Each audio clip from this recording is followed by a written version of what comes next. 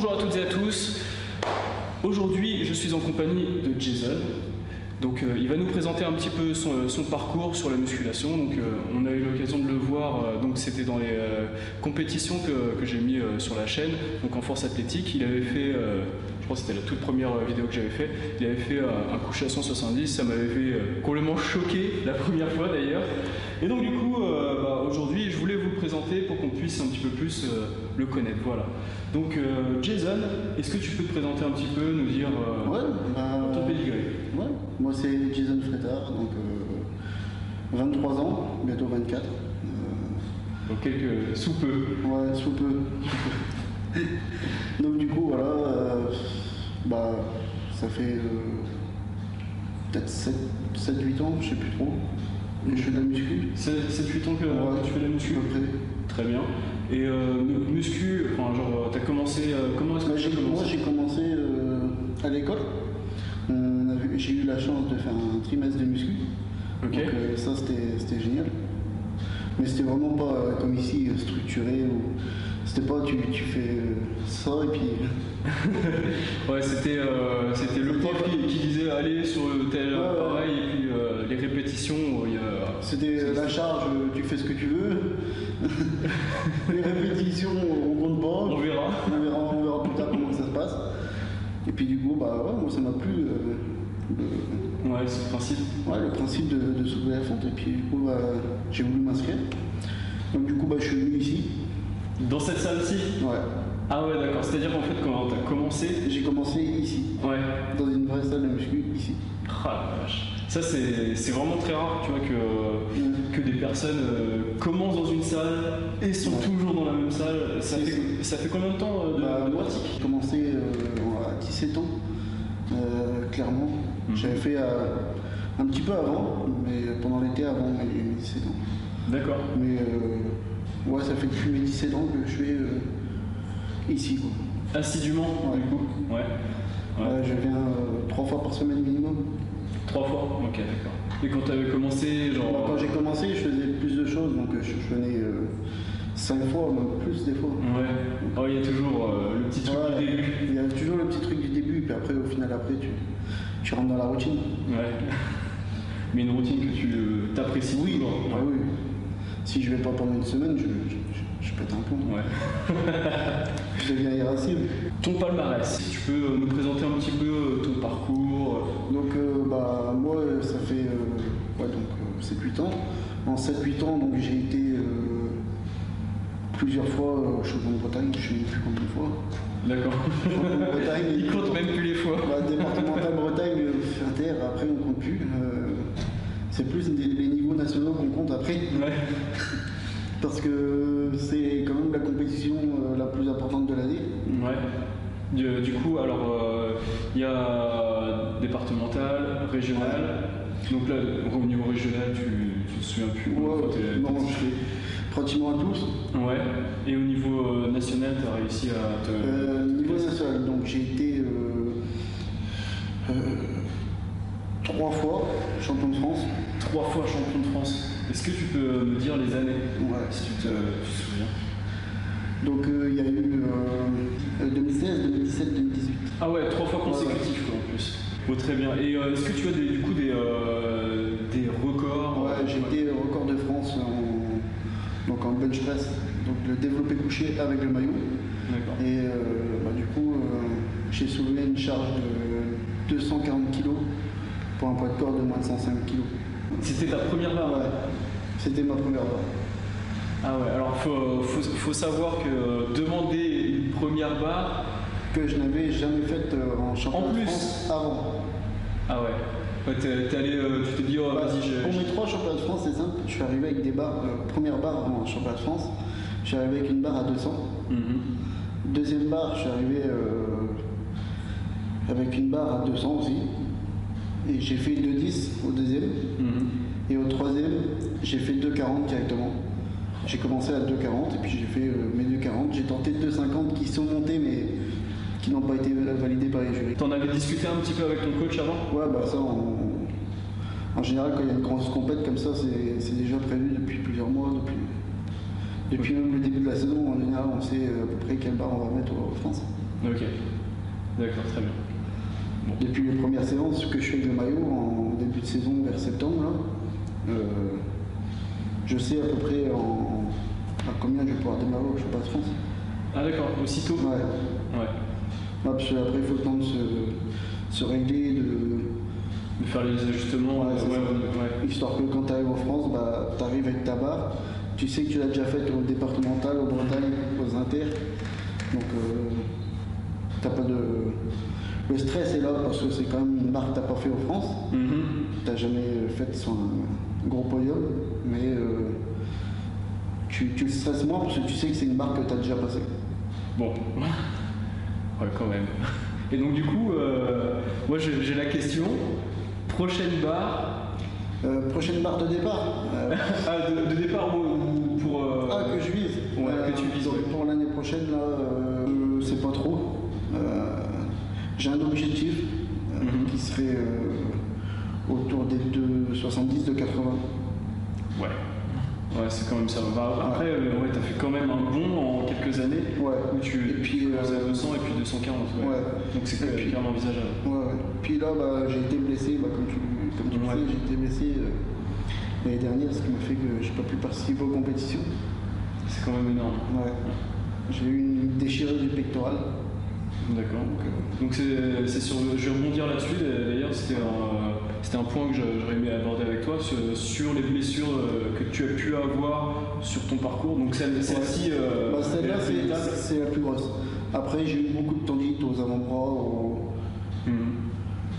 aux avant-bras surtout. Après, le reste, pas trop blessé. D'accord. Ouais, donc du coup, c'était une déchirure du grand pectoral. Ouais, donc c'est juste le tendon qui vient ici, qui vient se greffer sur l'épaule. Qui a lâché. Ouais. Et du coup, comment c'était venu? Parce qu'il me semblait que c'était pendant. Je faisais des séries en fait, tout simplement. J'étais à la salle, je faisais des séries à 170, je faisais des séries de 3. Donc c'est arrivé pendant que je faisais mon mouvement. Je suis descendu, j'ai senti que ça lâchait, puis moi j'ai quand même remonté la barre.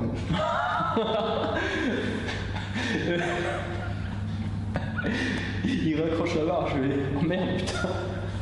Ça a été ça, j'ai remonté, j'ai raccroché, puis j'ai dit, oh putain, chier. Ouais. T'as réussi quand même à te mettre en sécurité, quand même. J'ai eu on va dire que j'ai été bien entouré au niveau médicalement. Donc là, ils t'ont raccroché tout. Non, j'ai pas été opéré. Parce que comme c'était partiellement. D'accord. Comme c'était que partiellement, il restait encore un petit peu. Donc j'ai eu un petit peu de chance. Ouais, mal à l'heure, carrément. Donc Bon, c'est top. Donc faites attention quand même, c'est même avec les années de pratique, on peut quand même arriver à se blesser, même sur des charges relativement légères. Non, mais 170. pour moi, sachant ce que je fais en bench, 170 c'est relativement léger. C'est vrai. Quand tu compares avec un maxi à 240, 170, tu te dis le mec qui s'échauffe encore. Ton modèle d'inspiration, parce qu'on a tous plus ou moins un personnage emblématique d'où on va s'inspirer pour, on va dire, tirer la force. Donc au début, même encore maintenant, dans le milieu du body, donc moi ça a toujours été Ronnie Coleman. Ronnie Coleman. Parce que quand j'ai commencé, j'étais pas tellement attiré par le côté force. C'était plus le côté body. D'accord. Donc c'était Ronnie Coleman. Il t'a un petit peu inspiré avec aussi. Il est notamment connu parce que c'est un des seuls bodybuilders qui s'entraînait avec des charges si lourdes. Il faisait quand même plus de 300 kg sur un squat. Donc en série. En série. Donc tu te dis, si le mec il arrive à faire ça, pourquoi pas nous? Donc Ronnie Coleman. Au niveau du body, après, par la suite, en connaissant un peu mieux le milieu, je me suis intéressé à des gens comme Eddie Hall au niveau du strongman. Donc là c'est pareil, c'est on peut pas faire mieux de toute façon. Là son soulevé de terre est toujours inégalé. À 500 kg donc. L'incontournable. Moi je m'étais dit un jour pourquoi pas 500 kg au coucher. On n'y est pas encore. Ouais, Je pense que c'est pas près d'arriver. 500 kills, c'est alors au coucher, bench press. Ouais, c'est Bench- déjà ouais. arrivé. C'est déjà arrivé. C'est déjà arrivé, il y en a. Alors, à ma connaissance, qui n'est pas trop mauvaise, je pense, j'en compte 4 ou 5. 4 ou 5. Parce que moi j'avais vu, donc c'était 1000 livres, ça fait 455 à peu près Ouais. en bench press. Et ouais, du coup, Il y a eu plus que ça. ouais. Ok. Et notamment, ouais, enfin, il y en a eu plus que ça. Et ouais, ils sont à peine 4 ou 5 à soulever cette charge. Ouais. Donc 500 kills au bench press, ouais, faut- Ouais. Alors, faut- Même déjà la tenir. même déjà la tenir, ça serait déjà énorme. Ouais. D'arriver un jour à se dire, bah tiens, je vais tenir 500 kilos dans les bras. Ouais. Oh putain. C'est pas mal. Ouais, c'est. C'est un bon objectif déjà.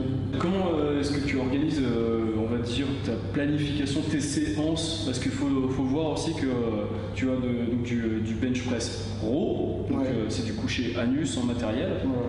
et tu as du bench press, donc là où tu es équipé Voilà. avec un maillot. Ouais, je suis équipé avec un maillot, donc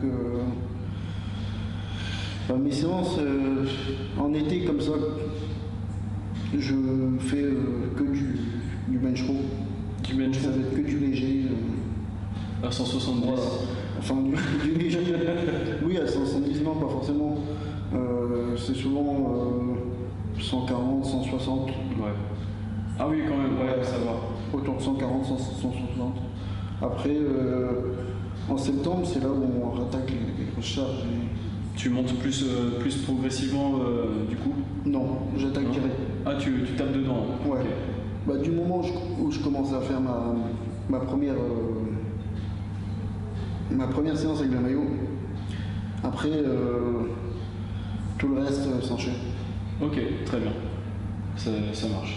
Et donc sur une semaine, on va dire. Sur une semaine, donc bah, le lundi, ça va être plutôt calme. Mhm. Ça va être une séance plutôt légère. Même si je sais pas trop ce que ça veut dire. Souvent on me demande de mettre moins, donc Ouais. On te demande de lever le pied un petit ouais, un peu. petit peu des fois. Donc du coup, ouais, ça va être souvent léger le lundi, puis après, plus on avance dans la semaine, plus ça va être dur. Donc le mercredi, moi actuellement je m'entraîne 3 fois par semaine, lundi, mercredi, vendredi. Mhm. Donc ouais, je fais 3 séances et sur les deux, bah, je fais en gros une séance série, une séance maxi, couché raw, Ouais. et une séance maxi couché équipé. Est-ce que tu as du matériel à nous conseiller un petit peu sur le. Parce qu'il faut savoir que Jason est un spécialiste du développé couché. Donc Ouais. dans la force athlétique, il a fait ses premiers déboires. J'ai fait un petit peu à ma place. Ouais. Ouais. Et ensuite, il a vu qu'il était vraiment fort et que justement il avait plus d'affinité avec le bench press. Bah, j'ai Et vu que ouais, au niveau français puis au niveau Bretagne, on peut le dire, je suis pas trop mal classé. Donc bah, avec notamment des records quand même. voilà. Ouais. Et donc voilà, sur le matériel de coucher, que ce soit à nu ou avec l'équipement, qu'est-ce que tu nous conseilles Ouais. Donc par rapport à ton pour expérience? quelqu'un qui veut juste faire du coucher normal, pas équipé, hein, ce que je conseille moi, c'est surtout les bandes poignées. Les bandes de poignet. Ouais. C'est le plus important. Le reste, ça compte pas. Ouais, tout ce qui est coudière, Non, tu recommandes pas j'en ai forcément. jamais. Ouais, oui, c'est vrai que j'ai jamais vu avec des coudières. J'aime. Après, vous pouvez prendre des élastiques. Des bandes élastiques. Voilà, des bandes élastiques qu'on met au niveau des bras. Ah ouais, les shooters. Voilà, les shooters. Ça peut être intéressant pour travailler sur le long terme quand on a une routine et qu'au bout d'un moment on ne progresse plus. Mhm. Donc ça peut être intéressant. Ok, très bien. Après, c'est pas obligatoire. Bon, très bien. On peut Donc, très bien progresser sans. Et après, donc, bah, du coup, pour l'équiper, ça sera plutôt de regarder déjà le maillot en bon état. mhm. Pas utiliser un vieux maillot qui a déjà servi à 40 pèlerins derrière. Et puis, c'est bien pour commencer, pour essayer, Mais c'est bien de s'acheter son maillot à soi. Ouais. Parce que quels sont du coup les risques si tu utilises, on va dire, un maillot de mauvaise taille qui soit trop petit ou trop grand, ou alors un maillot qui a été fait... Trop petit, il n'y a pas trop petit. Il n'y a jamais trop petit? Il n'y a jamais trop petit. Du moment où tu rentres dedans, c'est pas trop petit. Moi, c'est mon avis. Après, il y en a qui vont me dire que c'est trop petit. Moi, je mets un maillot en taille 42. D'accord. Qui convient à des athlètes de 75 à 83 kilos. Ok. Bon. Souvent même moins. D'accord. Donc, c'est ce qui est recommandé sur les sites de vente. Après, en réalité, c'est à toi de mettre le maillot et puis de voir s'il est trop petit ou pas. Donc après, quand on met un maillot, ceinture pour le bloquer. Ouais, forcément. Après, pas forcément une grosse ceinture de force parce que ça sera trop rigide. Donc tu vas pas pouvoir ponter pour ceux qui veulent ponter.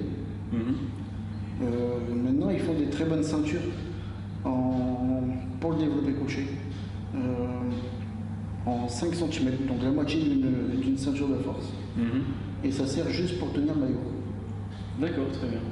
Mais sinon, une ceinture de pantalon, quand j'ai commencé, que j'avais pas trop les moyens d'acheter des ceintures, des maillots, des trucs, quand j'ai eu mon premier maillot, je mettais des ceintures de pantalon. Après, au niveau des maillots, moi, ce que je conseillerais, c'est surtout les maillots avec une encolure basse. Ouais, donc comme les titans. Ouais, je vois, ouais. Donc, comme les titans sont échancrés. Donc ça évite qu'ils remontent étranglés.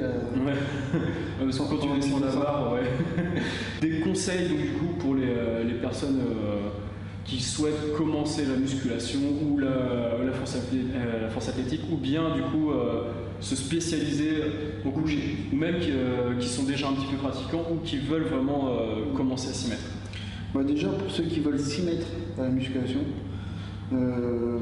pour connaître un peu ton corps et puis comment il réagit par rapport à la charge, je conseillerais les mouvements guidés. Plus les mouvements guidés? Ouais, au départ. Après, on peut passer sur le libre. Donc, comme le coucher, ça, on peut passer sur des mouvements libres. Mais au départ, vraiment du guidé. Toi, du coup, tu as commencé plus par du guidé? Non, j'ai commencé directement avec la barre. Ouais. C'est pas la même époque. Non, c'est. Moi, c'était il y a 7-8 ans, et puis il y a 7-8 ans, les machines guidées, t'en voyais pas partout.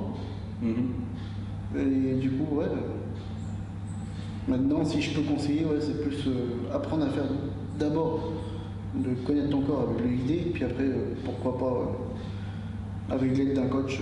Est-ce que tu as des conseils un petit peu pour les gens qui veulent commencer cette fois-ci la compétition, que ce soit en force athlétique ou bien coucher bench press? Les conseils, c'est simple, c'est surtout commencer dans des petites salles, pas des salles commerciales. Les coachs ne pourront pas t'aiguiller aussi bien que dans des petites salles ici, comme ça, associatives. Ouais. Donc commencer vraiment sur des petits clubs. Déjà, j'imagine que les coachs vont être un petit peu plus disponibles. Sachant qu'ils font ça, pour la plupart, ils font ça bénévolement. Donc, il n'y a pas la question de savoir combien de temps il reste avec toi. Il va venir, lui, il fait sa séance en même temps que toi. Donc, ils sont vraiment dans la transmission de savoir, dans le partage, on va dire. Voilà. Ok. Comme moi, j'aime bien aussi transmettre un peu ce que je peux éviter de faire. Les petites erreurs que les nouveaux. Comme tu es déjà passé par là, tu essaies d'éviter justement ça. C'est ça. Se tourner aussi vers les gens, j'imagine, qui ont un petit peu d'expérience, qui ont un petit peu de bouteille. Le mieux, c'est de trouver quelqu'un avec du vécu, qui a au moins une dizaine d'années dans les compétitions. Après, du moment où il fait déjà de la compète depuis 10 ans. Il sait de quoi il parle. Il sait un peu de quoi il parle. Ok, très bien. Ça marche. Il y a peut-être aussi la notion, tu vois, je pense à ça, dans les salles commerciales, on ne voit pas forcément, je parle uniquement au coucher, ce principe de claque. Ouais. C'est un principe qui n'existe pas dans les salles privées. Parce que eux, ils vont penser à descendre et puis remonter. Mais à part ça, il y a plein de choses qui se trouvent sur le mouvement du développé, puis que dans les salles privées, on ne voit jamais. Ok. Mais que dans les petites salles de force, on voit tous les jours. Ouais, c'est vrai que c'est monnaie courante. Voilà. De toute façon, si vous faites pas une répétition à la claque, on va dire dans les petites salles de force, C'est ça. Elle a beau avoir touché et remonté, Elle comptera pas. c'est pas validé. On va clore sur les conseils de diète. Ouais. Donc sur la diète, surtout pour prendre du poids, j'imagine. Ouais. Moi personnellement, j'ai pas eu trop de mal là-dessus. Mais bah, souvent les gens peuvent me demander à celui qui s'y connaît en muscu, ils vont lui dire mais comment on fait pour prendre du poids? Bah, c'est simple, mange. Mange. Je suis Il absolument n'y d'accord. a pas d'autre Ouais, secret, hein. parce qu'il y a tout. Moi, j'ai à chaque fois eu la personne. Ouais, pourtant, je mange Ouais. et je prends pas de poids. Et quand tu écoutes ce qu'il mange, tu dis ah ouais, ok. Ah ouais, tu manges pas assez. C'est- Parce que moi, quand on me disait que les gens, déjà, quand ils me disent qu'ils ont mangé 2 assiettes, je rigole. Mais faut voir aussi la tronche des assiettes. Oui, Ouais. non, mais même si elles sont remplies à bord, je rigole. Moi, en général, quand je mange des pâtes, par exemple, bah, ça va être un paquet de pâtes à chaque repas. Ah oui. Un paquet de 500 grammes de pâtes par repas. 500 grammes, genre cuit. Enfin, Cuit ou non cuit.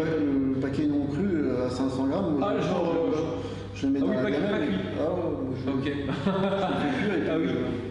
puis je mange même la gamelle. Ouais. Ah oui, quand même. Ouais, Puis moi, il me faut de la viande en plus. oui, Surtout quand on bosse la journée, par exemple, parce que ça, c'est pas un sport où on est payé. Donc il faut bien bosser la journée, puis après aller s'entraîner le soir.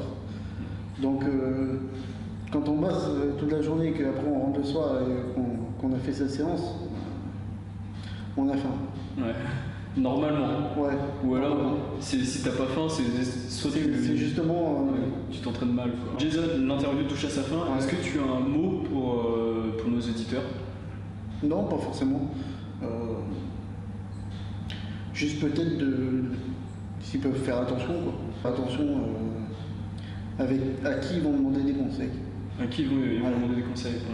Ouais, c'est vrai que ça c'est. Parce que moi c'est j'ai très bonne remarque. vu des charlatans dans la salle de muscu, des pseudo-coachs. Moi qui suis champion de France en coucher, on venait me dire que mon coucher n'était pas bon. Si tu veux, mais bon, viens faire une séance avec moi, on en reparlera. Voilà, ouais, c'est ça. juste ça. Très bien. Bah, je te remercie en tout cas, Jason. Merci à toi aussi. Ça m'a fait super plaisir. Et donc, du coup, on pourra retrouver Jason dans d'autres vidéos dans le futur, quand on fera des compètes ensemble et tout. Ouais, ça marche. Il fera un petit coucou et pourquoi pas d'autres vidéos. D'ailleurs, il y a 2 autres vidéos qui sont prévues avec Jason, à savoir une vidéo d'entraînement Brother in Flex, comme vous avez l'habitude de voir, et aussi une vidéo sur comment bien se placer, vraiment les bons gestes sur le développé couché, et aussi comment un petit peu optimiser ce geste-là. Ouais. Voilà. Bah, merci à toi, Jason. Bah, de rien, avec plaisir. C'est toujours un plaisir de te voir et toujours dans la bonne humeur. Partager.